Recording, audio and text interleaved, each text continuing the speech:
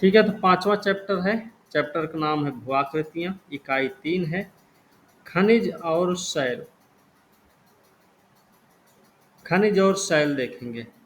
पृथ्वी विभिन्न तत्वों से बनी। इसकी बाहरी परत पर ये तत्व ठोस रूप में, आंतरिक परत में गर्म और पिघली अवस्था में विद्यमान है। जो तत्व पाए जाते हैं पृथ्वी में, वो तत्व बाहरी परत में देखेंगे तो ठोस अवस्था में है, लेकिन आंतरिक परत में देखेंगे तो ये गर्म और पिघली अवस्था में है। पृथ्वी के संपूर्ण परपटी का लगभग 98% भाग 8 तत्वों से बना हुआ है। ऑक्सीजन, सिलिकॉन, एल्यूमीनियम, लोहा, कैल्शियम, सोडियम, पोटेशियम, मैग्नीशियम, इतने से बना हुआ 98%। बाकी बचे हुए भाग में टाइटेनियम है, हाइड्रोजन है, फास्फोरस है, मैग्नीज है, सल्फर, कार्बन, निकिल और अन्य पदार्थों से बना हुआ है। ठीक है, ये बात हमें याद है। भूपर्पटी पर पाए जाने वाले तत्व प्रायः अलग अलग नहीं मिलते, बल्कि सामान्यतः ये दूसरे तत्वों के साथ मिलकर विभिन्न पदार्थों का निर्माण करते हैं। इन पदार्थों को खनिजों का नाम दिया जाता है। जो तत्व पाए जाते हैं वो प्रायः अलग अलग नहीं मिलते हैं, बल्कि वो क्या होता है, एक दूसरे के साथ मिलकर विभिन्न पदार्थों का निर्माण करते हैं। ठीक है, मतलब खनिज एक ऐसा प्राकृतिक कार्बनिक अकार्बनिक तत्व है। खनिज क्या होता है, प्राकृतिक तो होता है, कार्बनिक और अकार्बनिक तत्व होता है, जिसमें एक क्रमबद्ध परमाणविक संरचना होती है, निश्चित रासायनिक संगठन और भौतिक गुणधर्म होते हैं। खनिज का मतलब क्या है, कार्बनिक अकार्बनिक तत्व है, क्रमबद्ध परमाणविक संरचना होती है, निश्चित रासायनिक संगठन के साथ साथ भौतिक गुणधर्म भी इनका होता है। ठीक है ना। खनिज का निर्माण दो या दो से अधिक तत्वों से मिलकर होता है, ये याद रखने की जरूरत है। लेकिन कभी कभी सल्फर, तांबा, चांदी, सोना, ग्रेफाइट, ये सब एक तत्वीय खनिज भी होते हैं। ठीक है। यस यद्यपि सर, स्थल यहाँ पर भी यद्यपि सर। स्थल मंडल का निर्माण करने वाले तत्वों की संख्या अत्यंत कम है, जो स्थल मंडल का निर्माण करते हैं उनकी संख्या कम है, लेकिन आपस में उनका संयोजन विभिन्न तरीकों से होता है, जिससे खनिजों की अनेक किस्में बनती हैं।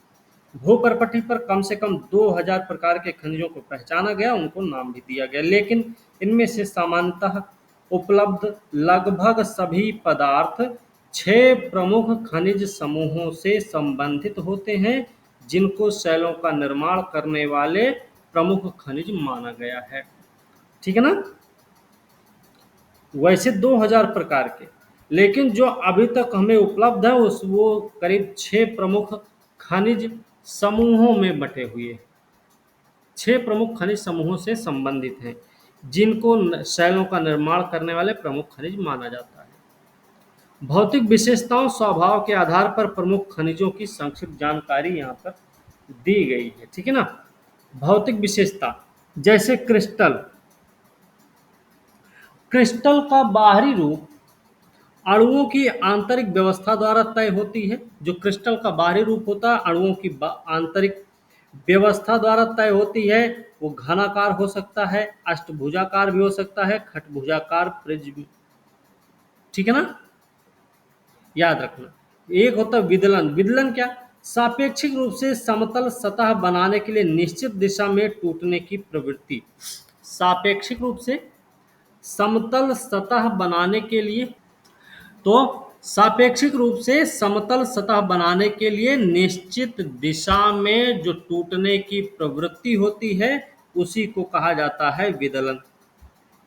अणुओं की आंतरिक व्यवस्था का परिणाम एक या कई दिशा में एक दूसरे से कोई भी कोण बनाकर टूट सकते हैं। ठीक है। एक है विभंजन। अणुओं की आंतरिक व्यवस्था इतनी जटिल होती है कि अणुओं का कोई तल नहीं होता है। क्रिस्टल विदलन तल के अनुसार नहीं, बल्कि अनियमित रूप से। जो क्रिस्टल होता है ना, वो कैसे टूटता है, अनियमित रूप से टूटता है। एक है चमक। रंग के बिना किसी पदार्थ की चमक प्रत्येक खनिज की अपनी चमक होती है, जैसे मेटालिक, रेशमी और ग्लॉसी। रंग की बात करें, कुछ खनिजों के रंग उन्हीं परमाणविक संरचना से निर्धारित होते हैं। कुछ खनिजों के जो रंग होते हैं उन्हीं परमाणविक संरचना से निर्धारित होते हैं, जैसे मैलाकाइट, एजूराइट, कैल्सोपाइराइट आदि। और कुछ खनिजों में अशुद्धियों के कारण भी रंग आते हैं। उदाहरण यहाँ पे दिया गया है। अशुद्धियों के कारण क्वार्ट्ज का रंग श्वेत, हरा, लाल या पीला हो सकता है। अशुद्धि के कारण ही क्वार्ट्ज का रंग कैसा हो सकता है? तो अशुद्धियों के कारण क्वार्ट्ज का रंग सफ़ेद भी हो सॉरी सफ़ेद भी हो सकता है, हरा भी हो सकता है, लाल और पीला भी हो सकता है। ठीक है। बात करें हम धारियां। धारियां क्या? किसी भी खनिज के पीसने के बाद बने पाउडर का रंग खनिज के रंग या किसी अन्य रंग का हो सकता है। कोई भी खनिज है, अगर उसको पीसा जाए तो उसका जो पाउडर होगा वो हो सकता है कि वो उसी रंग में हो, या हो सकता है वो दूसरा रंग पकड़ ले। ठीक है। जैसे मेलाकाइट, मेलाकाइट जो होता है वो हरे रंग का होता है, उस पर धारियां भी होती हैं। फ्लोराइट, फ्लोराइट का रंग बैंगनी या हरा होता है, बल्कि जो इस पर श्वेत बल्कि इस पर श्वेत धारियां होती हैं। मेलाकाइट का रंग हरा है और इस पर धारियां होती, मतलब हरे रंग की ही धारियां होंगी। दूसरा फ्लोराइट है जो बैंगनी या हरा होता है, लेकिन उस पर जो धारियां होती वो कैसी होती हैं? सफेद सफेद होती हैं। ठीक है। फिर आती पारदर्शिता। पारदर्शी प्रकाश किरणें इस प्रकार से आर पार जाती हैं कि वस्तु सीधी देखी जा सकती है।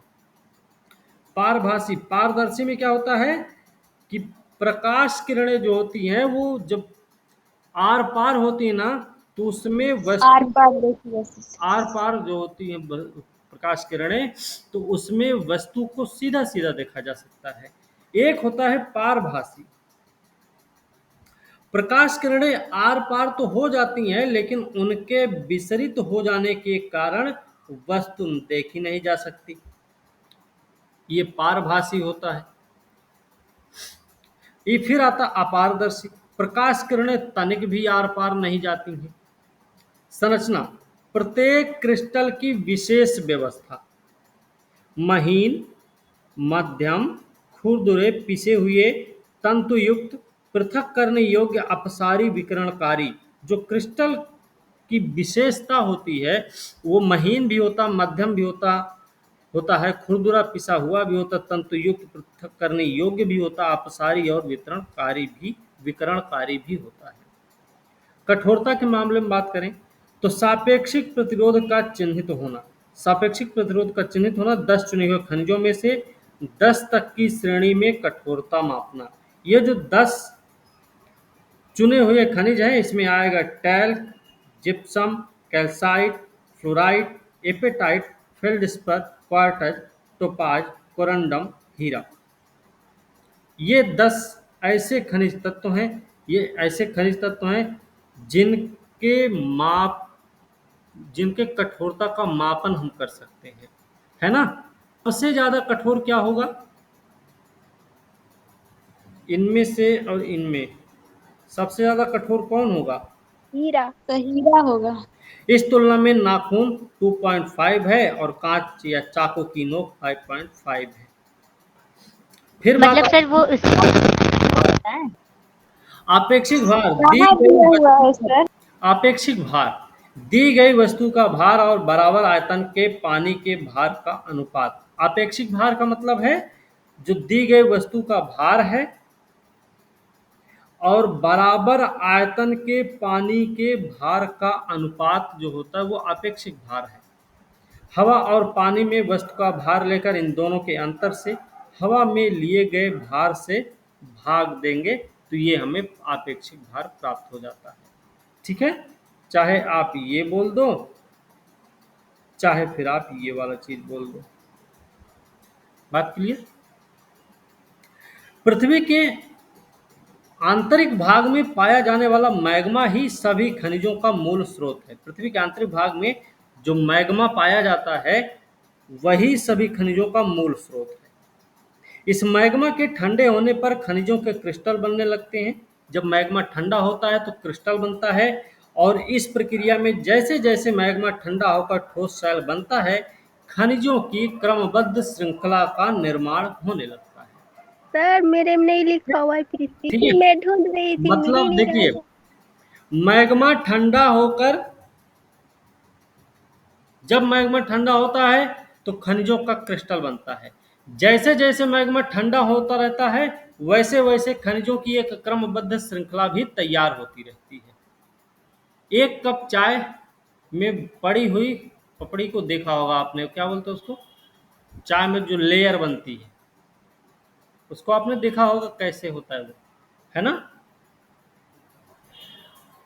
उसी यस। हिसाब से मैग्मा के ठंडा होने का इंतजार भी करना किया जाता है। अब मैग्मा के ठंडा होने के इंतजार, सबसे पहले कौन सी परत उसकी, सबसे पहले तो उसका सबसे ऊपर वाला भाग ठंडा होगा तो वो जम गया। उसके बाद उसके नीचे वाला जमेगा, फिर उसके नीचे वाला, फिर उसके नीचे वाला, फिर उसके नीचे, मतलब इस तरीके से वो जैसे जैसे जमता जाएगा वैसे वैसे एक लेयर बनती चली जाएगी। तो मैग्मा के ठंडा होने, मतलब मैग्मा जब तक ठंडा होकर ठोस शैल के रूप में बनता रहता है, तब तक खनिजों की एक क्रमबद्ध श्रृंखला भी बनती रहती है। कोयला, पेट्रोलियम, प्राकृतिक गैस जैसे खनिज कार्बनिक पदार्थ हैं तथा ये क्रमशः ठोस, तरल और गैस रूप में पाए जाते हैं।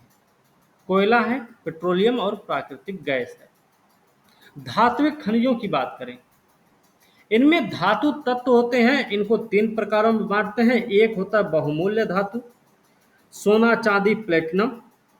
एक होता है लौह धातु, लोहा स्टील के निर्माण के लिए लोहे में ये सब मिलाई तो जाने नहीं वाली लिखा अन्य हुआ धातुएं। है। लिख सकते हैं बाकी अलौहिक, वाला। अलौहिक धातु क्या है, इसमें तांबा होता है, सीसा है, जिंक है, टिन है, एल्यूमिनियम है, ये सब धातुएं शामिल होती हैं। तो धातुएं तीन प्रकार, धात्विक खनिज तीन प्रकार के, बहुमूल्य धातु, लौह धातु, अलौह धातु, है ना। ठीक है ना, ध्यान रखना। और धात्विक खनिज, अधात्विक खनिज भी पाए जाते हैं, ये भी याद रखना। अब अधात्विक खनिजों की भी बात करें, इनमें धातु के अंश उपस्थित नहीं होते हैं। इसमें देखेंगे तो गंधक आएगा, फॉस्फेट आएगा, नाइट्रेट, ये सब अधात्विक खनिज हैं। और सीमेंट जो होता है ना, वो अधात्विक खनिजों का मिश्रण होता है। सीमेंट अधात्विक खनिजों का मिश्रण होता है।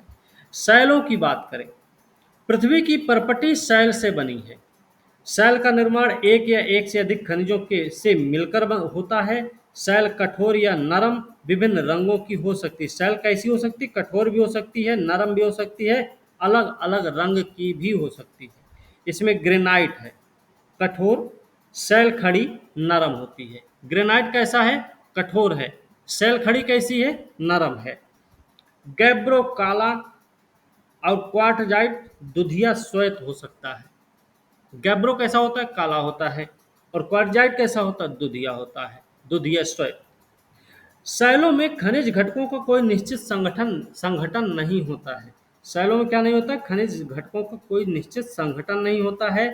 शैलों में समानता पाए जाने वाले खनिज पदार्थ फेल्डिस्पर और क्वार्टज होते हैं। जो शैलों में सामान्य रूप से पाए जाने वाले खनिज हैं, उनमें एक नाम तो फेल्डिस्पर का है और दूसरा नाम है क्वार्टज का। शैलों और स्थलाकृतियों तथा शैलों और मृदा में निकट संबंध होने का भूगोल शास्त्री को शैलों का मौलिक ज्ञान होना जरूरी होता है। शैलों के विभिन्न प्रकार हैं, जिनको उनकी निर्माण पद्धति के आधार पर तीन समूहों में बांटा जाता है। शैलों को तीन भागों में बांटा गया। एक है आग्नेय शैल, आग्नेय शैल मैग्मा और लावा से घनीभूत है। दूसरी है अवसादी शैल, बहिर्जनित प्रक्रियाओं के द्वारा शैलों के अंश के निक्षेपण का परिणाम होती है। तीसरी होती है कायांतरित शैल, उपस्थित शैलों में पुनर्क्रिस्टलीकरण की प्रक्रिया से निर्मित होती है। कुछ और बताया गया हो तो, एक नाम है पेट्रोलॉजी। पेट्रोलॉजी क्या भाई, ये शैलों का विज्ञान होता है। एक पेट्रोशास्त्री शैलों के विभिन्न स्वरूपों का अध्ययन करता है। विभिन्न स्वरूप मतलब खनिज की संरचना क्या है, उसकी बनावट कैसी है, उसका गठन क्या है, उसकी स्रोत क्या है, प्राप्ति कहाँ पर पाया जा रहा है, उसमें परिवर्तन कैसे हुआ है, दूसरी शैलों के साथ इसका कैसा संबंध है। एक जो पेट्रोशास्त्री होता है वो शैलों से संबंधित इन सब चीजों की जानकारी इकट्ठा करता है। ठीक है ना। बात करें आग्नेय शैल की। चूंकि आग्नेय शैलों का निर्माण पृथ्वी के आंतरिक भाग में मैग्मा और लावा से होता है, पृथ्वी के आंतरिक भाग में ही आग्नेय शैल का निर्माण मैग्मा और लावा से होता है। इनको प्राथमिक शैल भी कहते हैं, ये प्राथमिक होती हैं। मैग्मा के ठंडे होकर घनीभूत हो जाने पर निर्माण होता है। इग्नियस लैटिन भाषा के इग्निस शब्द से लिया गया है, जिसका अर्थ होता है अग्नि। और मैग्मा के विषय में आप पहले से ही जानते हैं, मैग्मा के बारे में हम सब पहले भी पढ़ चुके हैं, ज्वालामुखी प्रक्रिया पढ़ चुके हैं। ठीक है। एक हमने क्या बताया था, आंतरिक आग्नेय शैल, एक बाहरी आग्नेय शैल, पातालीय है ना, धरातलीय।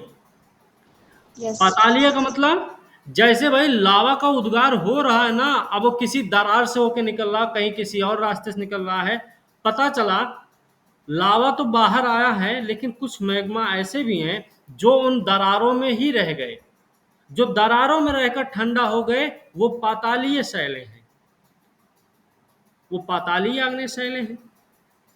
बात समझे।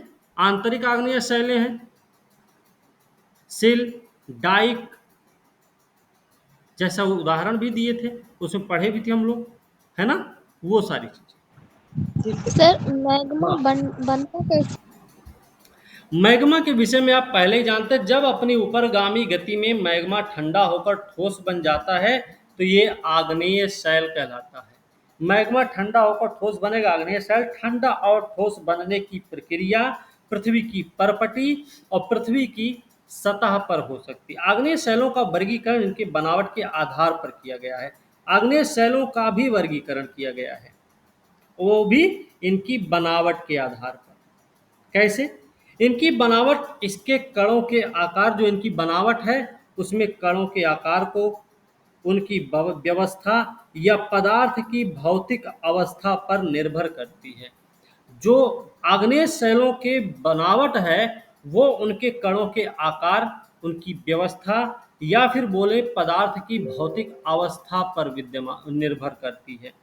यदि पिघले हुए पदार्थ धीरे धीरे गहराई तक ठंडे होते तो खनिज के कण पर्याप्त बड़े हो सकते हैं। समझे। मतलब पिघला हुआ पदार्थ धीरे धीरे अगर गहराई तक ठंडा होता तो वो उस खनिज के कण पर्याप्त बड़े हो सकते हैं। सतह पर हुई आकस्मिक शीतलता के कारण, आकस्मिक शीतलता के कारण छोटे और चिकने कण बनते हैं। मतलब जो सतह पर, पृथ्वी की सतह पर आकर फैल जाते हैं, वो जल्दी जल्दी से ठंडा होते हैं तो उनके कण कैसे होते हैं, महीन होते हैं, वो चिकने होते हैं। लेकिन जो धरातल के अंदर में जमते हैं उनमें, क्योंकि उनको ठोस बनने में भी लंबा समय लगता है, तो उनके कण कैसे होते हैं, बड़े बड़े होते हैं। ठीक है। शीतलता की मध्यम परिस्थितियां होने पर आग्नेय शैल को बनाने वाले कण मध्यम आकार के हो सकते हैं। मतलब शीतलता की जो मध्यम परिस्थिति होती है उसमें आग्नेय शैल को बनाने वाले जो कण होंगे वो मध्यम आकार के होंगे। ग्रेनाइट, गैब्रो, पेग्मेटाइट, बेसाल्ट, ज्वालामुखी ब्रेसिया, टफ, ये पूछे गए हैं एग्जाम में। याद ये भी रखना है, जो आग्नेय शैल होती है ना वो क्रिस्टलीय भी होती है और अक्रिस्टलीय भी होती है। ठीक है ना। ये भी हमें याद रखना है। एक चीज और याद रखना है, फिलहाल ये प्राथमिक शैल होती है। ओके। दूसरी है अवसादी शैल। अवसादी का मतलब क्या है, इसकी उत्पत्ति लैटिन भाषा के सेडिमेंटस से हुई है। सेडिमेंटस का मतलब है व्यवस्थित होना। अवसादी को परतदार चट्टान भी बोलते हैं, है ना, बोलिए ना। Yes sir. है ना। अवसादी चट्टान को परतदार चट्टान भी कहा जाता है। एक चीज और इसके बारे में याद रखना है, का फेवरेट है पृथ्वी की सतह की शैलें आग्नेय अवसादिक कायांत्रित अपचयकारी कारकों के प्रति अनावृत होती। जो पृथ्वी की सतह की शैलें होती हैं वो अपचयकारी कारकों के प्रति अनावृत होती हैं, विभिन्न आकार के विखंडों में विभाजित भी होती हैं। पृथ्वी की सतह की शैलें मतलब आग्नेय अवसादी और कौन सी, कायांत्रित। अवसादी के बारे में एक चीज याद रखना, ये अनाच्छादन कारकों के प्रति अनावृत होती हैं, अनावृत होती हैं। एक चीज और इसके बारे में, बहिर्जनित कारकों के द्वारा, बहिर्जनित कारकों द्वारा संवहन और निक्षेप, संवहन और निक्षेप होता है। ये भी याद रखने की के लिए याद रखने की जरूरत है। अब ये जो बहिर्जनित कारकों द्वारा संवहन और निक्षेपित होती है या निक्षेप होता है, इसको हम बोलते हैं शिलीभवन प्रक्रिया। शिलीभवन प्रक्रिया बोलते हैं इसी को। मतलब शिलीभवन प्रक्रिया के द्वारा अवसादी शैल का निर्माण हो रहा है ना। बात समझ आई, याद रखना ये भी चीज। ऐसे उपखंडों का विभिन्न बहिर्जनित कारकों के द्वारा संवहन और निक्षेप होता है। सघनता के द्वारा ये संचित पदार्थ शैलों में परिणत हो जाते हैं। यह प्रक्रिया शिलीभवन कहलाती है। सघनता के द्वारा ये संचित पदार्थ शैलों में परिणत होते हैं और यही प्रक्रिया शिलीभवन कहलाती है, लिथिफिकेशन कहलाती है। बहुत सी अवसादी शैलों में निक्षेपित परतें शिलीभवन के बाद भी अपनी विशेषताएं बनाए रखती हैं। मतलब जो अवसादी शैलें हैं उनमें से भी कई सारी अवसादी शैलें ऐसी होती हैं कि उसकी जो निक्षेपित परतें होती हैं वो शिलीभवन के बाद भी अपनी विशेषता को नहीं खोती। इसी कारणवश बालुकाष्म शैल जैसी अवसादी शैलों में विविध सांद्रता वाली अनेक सतहें होती हैं। बालुकाष्म। अब निर्माण की पद्धति के आधार पर अवसादी शैलों का वर्गीकरण किसने, 3 समूहों में किया जाता है। कौन से 3 समूह, जो यांत्रिक रूप से निर्मित हैं उसमें कौन कौन आएंगे, बालुकाष्म आएगा, पिंडशिला, चूना पत्थर, शैल, विमृदा। यांत्रिकी प्रक्रिया, यांत्रिकी रूप से निर्मित। दूसरा कार्बनिक रूप से जो निर्मित है उसमें गीजराइट है, खड़िया है, चूना पत्थर है, कोयला है, ये सब। मतलब चूना पत्थर देखिए कार्बनिक रूप से भी निर्मित है, यांत्रिकी रूप से भी निर्मित है, मत भूलना कोई। तीसरा आता है रासायनिक रूप से निर्मित। इसमें श्रृंग पत्थर, चूना पत्थर, हेलाइट और पोटाश, इन तीनों में एक कॉमन दिखा है चूना पत्थर, जो यांत्रिकी रूप से निर्मित होता है, कार्बनिक रूप से भी और रासायनिक रूप से भी निर्मित होता है। ठीक ना, बात समझे? Yes sir. ध्यान रखना। और इनके अलावा अगर देखेंगे ना तो जैसे एक है लोयस, लोयस का भी नाम याद रखना, ये भी अवसादी शैल का ही उदाहरण है। लोयस, ठीक है। लोयस के साथ साथ आप लोग एक चीज और याद रखना है, सिल्ट। सिल्ट भी क्या है, अवसादी शैल है। सिल्ट के साथ साथ मृत्तिका, मृत्तिका नहीं बताया गया इसमें ना, मृत्तिका भी, ये भी अवसादी शैल है। फिर बस इतना हो गया, इतना ये भी याद रखना। कोयला भी यही है, अवसादी शैल ही होता है। ठीक है, बात समझ गए? ये तीनों किस में आते हैं? अब आएगी कायांत्रित शैल। कायांत्रित का मतलब स्वरूप में परिवर्तन, दाब, आयतन, ताप। क्यों होता है? स्वरूप में परिवर्तन कैसे होगा? दाब, आयतन और तापमान में परिवर्तन की प्रक्रिया के स्वरूप इस शैल का निर्माण होता है, इस स्वरूप में परिवर्तन आता है, तब बनता है कायांतरित शैल। ये शैलें दाब, आयतन, तापमान में परिवर्तन के द्वारा निर्मित होती। पीवीटी, आपको ये भी याद रखने की जरूरत है। पीवीटी का मतलब क्या है? मतलब प्रेशर, वी मतलब वेलोसिटी, तापमान टेम्परेचर, ठीक है। जब विवर्तनिक प्रक्रिया के कारण शैलें निचले स्तर की ओर बलपूर्वक खिसक जाती हैं, या जब भूपृष्ठ से उठता पिघला हुआ मैग्मा भूपृष्ठीय शैलों के संपर्क में आता है, या जब ऊपरी शैलों के कारण निचली शैलों पर अत्यधिक दाब पड़ता है, तब बनता है कायांतरण। कैसे कैसे होता है? एक तो भाई इन्होंने बताया कि ऊपरी शैलों के कारण निचली शैलों पर अत्यधिक दाब बढ़ जाए, तब कायांतरण होता है। नहीं तो अगर वो चीज नहीं समझ में आई तो भैया भूपृष्ठ से उठता और पिघला हुआ मैग्मा भूपृष्ठीय शैलों के संपर्क में आ जाए, तब कायांतरण होगा। या फिर विवर्तनिक प्रक्रिया के कारण शैलें जब निचले स्तर की ओर बलपूर्वक खिसक जाती हैं। इन तीन अवस्थाओं में शैलों का कायांतरण होता है, ठीक है। कायांतरण वो प्रक्रिया होती है जिसमें समेकित शैलों में पुनः क्रिस्टलीकरण होता है। मतलब कायांतरण एक ऐसी प्रक्रिया जिसमें फिर से क्रिस्टलीकरण होता है। वास्तविक शैलों में पदार्थ पुनः संगठित हो जाते हैं बिना किसी विशेष रासायनिक परिवर्तनों के टूटने और पिसने के कारण। वास्तविक शैलों में यांत्रिकी व्यवधान और उनका पुनः संगठित होना गतिशील कायांत्रित कहलाता। गतिशील कायांत्रित क्या है ये भी पता होना चाहिए। तो बिना किसी विशेष रासायनिक परिवर्तन के टूटने पिसने के कारण वास्तविक शैलों में जब यांत्रिक व्यवधान और उनका पुनः संगठित होने की प्रक्रिया चलती है तो उसी को गतिशील कायांत्रित बोलते हैं, लेकिन बिना किसी विशेष रासायनिक परिवर्तन के प्रक्रिया होगी। ऊष्मीय कायांतरण के कारण शैलों के पदार्थों में रासायनिक परिवर्तन पुनः क्रिस्टलीकरण होता है। ऊष्मीय कायांतरण के दो प्रकार होते हैं। कौन कौन से वो दो प्रकार हैं भाई? एक तो है संपर्क कायांतरण और दूसरा है प्रादेशिक कायांतरण। संपर्क क्या है? संपर्क रूपांतरण भी बोलते हैं, रूपांतरित चट्टान भी कहा जाता है इसको, क्योंकि स्वरूप में परिवर्तन हो रहा भाई, रूप बदलता है ये। संपर्क रूपांतरण में क्या होता है?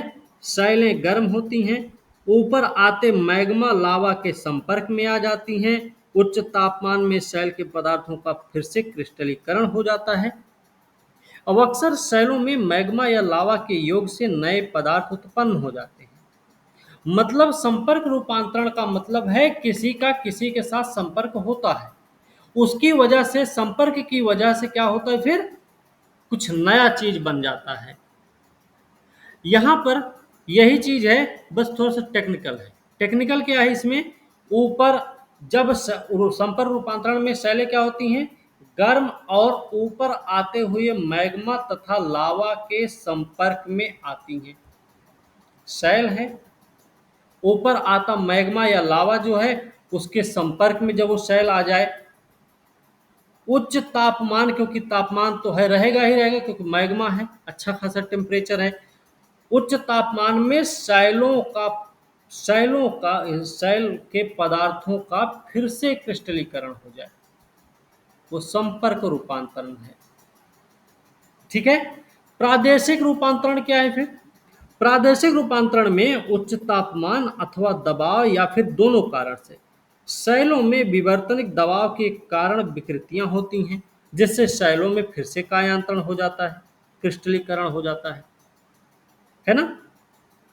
ये आपका प्रादेशिक हो गया। विवर्तनिक प्रक्रिया के द्वारा दबाव बढ़ने से क्या होता है? चटकन आती है, टूट फूट होती है ना, बात समझे। तब उससे फिर से दूसरी नई शैल का निर्माण होता है, वो प्रादेशिक है। कायांतरण की प्रक्रिया में शैलों के कुछ कण या खनिज सतहों या रेखाओं के रूप में व्यवस्थित हो जाते हैं। कायांतरित शैलों में खनिज अथवा कणों की इस व्यवस्था को पत्रण कहा जाता है, ठीक है ना।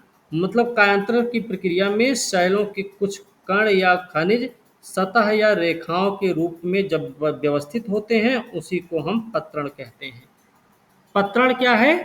यही पत्रण कि कायांतरण की प्रक्रिया में सेलों के जो कुछ कण या खनिज है वो सतह के रूप में या रेखाओं के रूप में जब व्यवस्थित हो जाए, या कायांतरण की प्रक्रिया के दौरान सेलों के कुछ कण या खनिज सतहों या रेखाओं के रूप में व्यवस्थित होना क्या कहलाता है? पत्रण कहलाता है। पत्रण को ही रेखांकन भी कहते हैं, फलिएशन। कभी कभी खनिज या विभिन्न समूहों के कण पतली से मोटी सतह में इस प्रकार व्यवस्थित होते कि वो हल्के गहरे रंगों में दिखाई देते। कायांतरित शैलों में ऐसी संरचनाओं को बैंडिंग कहते हैं। अब बैंडिंग क्या है ये भी पता होना चाहिए। पतली से मोटी सतह में पतली से मोटी सतह में हल्के और गहरे रंग में दिखाई देने वाली व्यवस्थित परत क्या है? बैंडिंग है। जी बैंडिंग सर। प्रदर्शित करने वाली शैलों जो जो शैलें बैंडिंग को प्रदर्शित करती हैं उनको बैंडेड शैल बोला जाता है। कायांत्रित होने वाली वास्तविक शैलों पर ही कायांत्रित शैलों के प्रकार निर्भर करते हैं। कायांत्रित शैलें दो प्रमुख भागों में वर्गीकृत होती है। एक तो होती है पत्रित या अपत्रित शैल। पत्रित होती है, एक अपत्रित होती है। पत्रित मतलब रेखांकन वाली, मतलब यहाँ पे है कि पट्टिताश्मीय, ग्रेनाइट, साइनाइट, स्लेट, शिस्ट, संगमरमर, क्वार्ट्ज ये रूपांतरित शैलों के कुछ उदाहरण भी हैं। ठीक ना? रूपांतरित शैल हमको पता चल गई। इसके बारे में हम क्या देख लिए? रूप परिवर्तन इसको बोलते हैं। रूप परिवर्तन बोलते हैं। अब यहाँ पे एक चीज और देख लेंगे, जैसे ये तो रूपांतरित शैलें हैं इतनी सारी, यहाँ से यहाँ तक रूपांतरित शैलें ही देख रहे हैं हम लोग। लेकिन जैसे आग्नेय शैलों से बनी रूपांतरित शैल कौन कौन सी है? आग्नेय से जो रूपांतरित होगी वो कौन कौन सी शैल है, जो प्रश्न पूछे भी जाते हैं आपसे। तो इसमें जैसे ग्रेनाइट, ग्रेनाइट से बनती है नीस, ये क्या है? आग्नेय से रूपांतरित शैल है। बेसाल्ट, बेसाल्ट से क्या बनता है? शिस्ट, शिस्ट बनता है। ठीक है। और इसी बेसाल्ट से ही एम्फीबोलाइट भी बनता है, आग्नेय से रूपांतरित है। अब अवसादी से रूपांतरित होने वाली शैल कौन सी है? अवसादी से रूपांतरित होने वाली, इसमें जब देखेंगे तो सेल, सेल से बनती है स्लेट। ठीक है। चूना पत्थर से क्या बनेगा?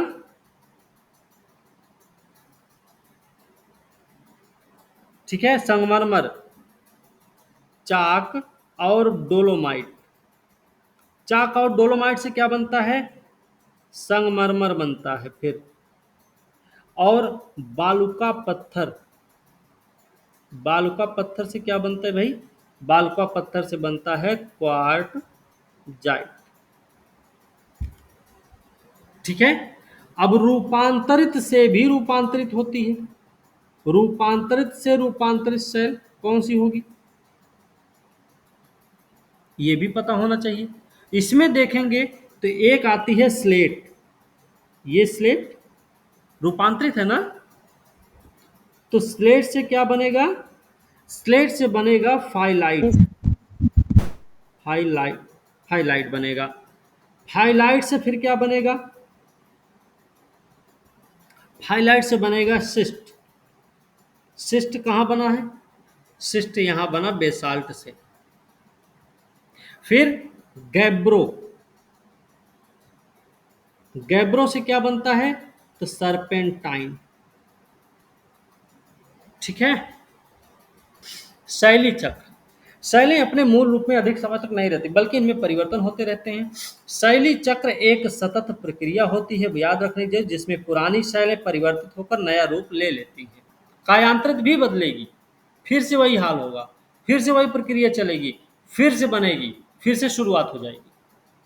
आग्नेय शैलें प्राथमिक हैं, अन्य शैलें प्राथमिक शैलों से ही निर्मित होती हैं, ये बात आपको याद रखनी चाहिए जो अवसादी और कायांत्रित है। आग्नेय शैलों को कायांत्रित शैलों में परिवर्तित किया जा सकता है। आग्नेय कायांत्रित शैलों से प्राप्त अंशों से इस अवसादी शैल का निर्माण होता है। अवसादी शैलें अपखंडों में परिवर्तित हो सकती हैं और ये अपखंड अवसादी शैलों के निर्माण का एक स्रोत भी हो सकते हैं। अवसादी शैलें कैसी? ये अपखंडों में परिवर्तित हो सकती हैं और ये जो अपखंड हैं अवसादी शैलों के निर्माण के एक स्रोत भी हो सकते हैं। निर्मित भूपृष्ठीय शैलें जो आग्नेय, कायांतरित और अवसादी हैं, ये प्रत्यावर्तन के द्वारा पृथ्वी के आंतरिक भाग में नीचे की ओर जा सकती हैं।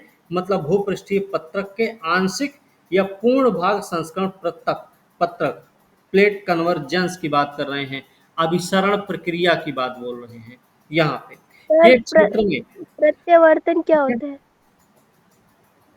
ध्यान रखना, पृथ्वी के आंतरिक भाग में तापमान बढ़ने के कारण ये ही पिघलकर मैग्मा में परिवर्तित होते हैं जो आग्नेय शैल के मूल स्रोत होते हैं। ठीक है, यहाँ पे देख सकते हैं इस तरीके से शैली चक्र बनाया गया है। ठीक है, मतलब आग्नेय बनी, आग्नेय से अवसादी, अवसादी से कायांतरित, फिर क्या हुआ, फिर अभिसरण प्रक्रिया होगी, फिर से अंदर जाए, मतलब एक दूसरे में अभिसरित होंगी, फिर से ज्वालामुखी उद्गार होगा, फिर से वो बाहर आएगा मैग्मा के रूप में, फिर से जमेगा, फिर से आग्नेय शैल का निर्माण होगा, फिर वो उसका अपक्षय अपर्दन निक्षेपण शुरू, फिर से अवसादी बनी, फिर बनी कायांतरित। ये प्रक्रिया चलती रहती है हमेशा। ठीक है, ये हमें याद रखने हैं। ये देखिए इसमें प्रश्न भी दिए गए हैं फिलहाल। ग्रेनाइट के 2 प्रमुख घटक कौन कौन से हैं? इसमें ग्रेनाइट के 2 प्रमुख घटक कौन है? कायांतरित शैलों का प्रमुख लक्षण क्या है? एकमात्र तत्व वाला खनिज नहीं है। कठोरतम खनिज क्या है? कौन सी शैल अवसादी नहीं? ऐसे सवाल हैं, तो आप ये सब देख सकते हैं। ठीक है,